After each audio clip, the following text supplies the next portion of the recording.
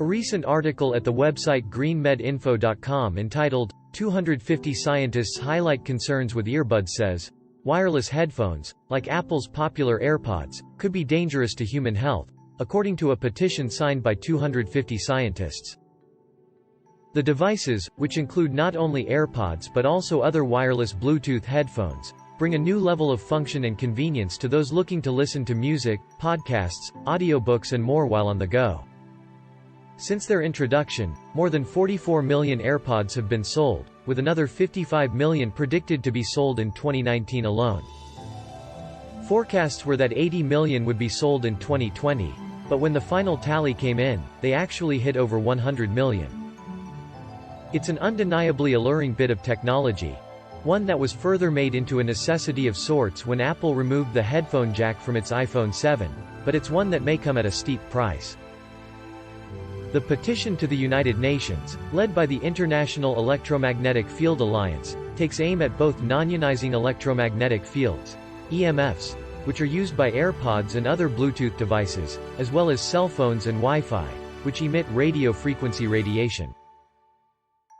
The article goes on to cite Dr. Joel Moskowitz saying, Joel Moskowitz, Ph.D., University of California, Berkeley and one of the petition's signers, explained that earbud technology is so new that research hasn't yet been done to detail what effects it could have on the brain.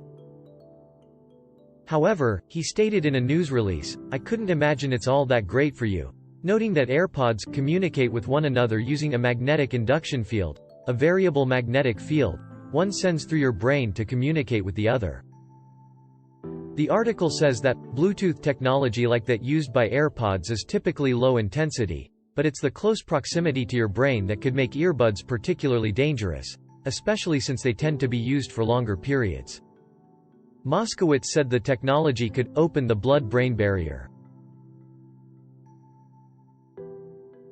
He believes that with earbuds, exposure leading to neurological disorders and diseases may be more likely than cancer. From a precautionary standpoint, I would argue you shouldn't experiment with your brain like this by keeping these kinds of wireless headphones on your head or in your ears, Moskowitz said in a news release. You're conducting a health experiment on yourself, and current regulations are completely oblivious to these kinds of exposures. The article also cites Martin Pall, Ph.D., Professor Emeritus at Washington State University, another of the 250 scientists that signed the petition. It says, he discovered more than 24 bodies of research asserting that EMFs work by activating voltage-gated calcium channels, VGCCs, which are located in the outer membrane of your cells. Once activated, they allow a tremendous influx of calcium into the cell, about 1 million calcium ions per second per VGCC. When there's excess calcium in the cell, it increases levels of both nitric oxide and superoxide. While nitric oxide has many beneficial health effects, massively excessive amounts of it react with superoxide, forming peroxynitrite, which is an extremely potent oxidant stressor. Peroxynitrites, in turn, break down to form reactive free radicals, both reactive nitrogen species and reactive oxygen species, including hydroxyl radicals, carbonate radicals and NO2 radicals, all three of which do damage. Peroxynitrites also do their own damage.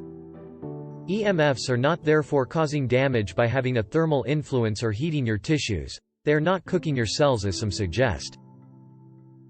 Rather, EMF radiation activates the VGCCs in the outer cell membrane, triggering a chain reaction of devastating events that, ultimately, decimates your mitochondrial function, cell membranes and cellular proteins, causes severe cellular damage, results in DNA breaks, dramatically accelerates your aging process, and puts you at higher risk for chronic disease.